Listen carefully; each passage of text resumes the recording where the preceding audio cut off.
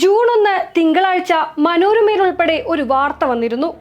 നിലമ്പൂരിൽ LDF convention ഉദ്ഘാടനം ചെയ്യാനെത്തിയ മുഖ്യമന്ത്രി പിണറായി വിജയന് മന്ത്രി ഗണേഷ് കുമാറിന്റെ ഫ്ലെക്സ് ബോർഡ് കണ്ട നീരസമായത്രേ. പ്രസംഗിക്കുന്നതിനിടെ മുഖ്യമന്ത്രി തന്റെ നീരസം പരസ്യമായി പ്രകടിപ്പിച്ചുവെന്നും മനോരമ പറയുന്നുണ്ട്. മനോരമ പറയുന്നത് പോലെ പ്രസംഗത്തിനിടെ മുഖ്യമന്ത്രിക്ക് ശരിക്കും ദേഷ്യം വന്നോ? എന്തായിരുന്നു അവിടെ ശരിക്കും നടന്നത്? നിലമ്പൂരിൽ LDF കൺവെൻഷനിൽ തിങ്ങി നിറഞ്ഞ സദസ്സിനെ അഭിവാദ്യം ചെയ്ത് സംസാരിക്കുകയാണ് മുഖ്യമന്ത്രി. പ്രസംഗത്തിനിടെ പറഞ്ഞു വന്ന വിഷയത്തിന്റെ ഫ്ലോ ഒന്ന് ചെറുതായി നിർത്തി അദ്ദേഹം. LDFന്റെ പൊതുചിഹ്നങ്ങൾ മാത്രമേ പരിപാടിയിൽ ഉപയോഗിക്കാവൂ എന്ന് സൂചിപ്പിച്ചു.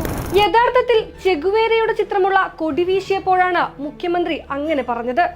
അല്ലാതെ മനോരമയും കൂട്ടരും പറയുന്നത് പോലെ ഗണേഷ് കുമാറിന്റെ ചിത്രമുള്ള പോസ്റ്റർ കണ്ടതുകൊണ്ടല്ല. ഇതെല്ലാം കാണുന്നത് സന്തോഷമാണെങ്കിലും ഒരു മുന്നണിയുടെ പരിപാടിയാകുമ്പോൾ LDFന്റെ പൊതുചിഹ്നങ്ങൾ മാത്രമേ ഉപയോഗിക്കാവൂ എന്നാണ് മുഖ്യമന്ത്രി ആർക്കും മനസ്സിലാകുന്ന ഭാഷയിൽ വ്യക്തമാക്കിയത്. ഇതിനിടയ്ക്ക് ഞാനൊരു കാര്യം പറയാം. നമ്മുടെ ഈ പരിപാടി LDFന്റെ പരിപാടിയാണ്.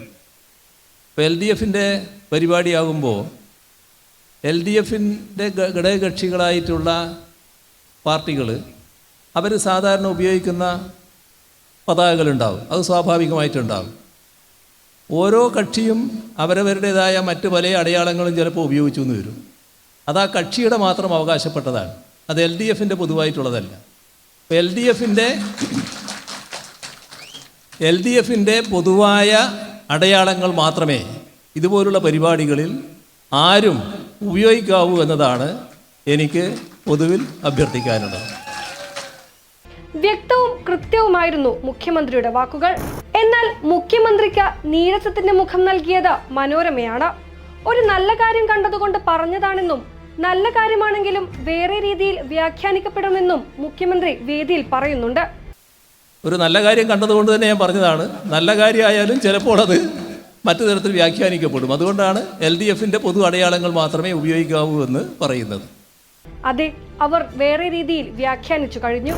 ഒരു തെരഞ്ഞെടുപ്പാകുമ്പോൾ ആരോപണ പ്രത്യാരോപണങ്ങൾ ഉണ്ടാവുക സ്വാഭാവികമാണ്. പക്ഷേ ഇത്തരത്തിൽ നട്ടാൽ മുളക്കാത്ത കള്ളങ്ങൾ പടച്ചുവിടുന്നത് എന്തായാലും ഒരു നല്ല പ്രവണതയല്ല.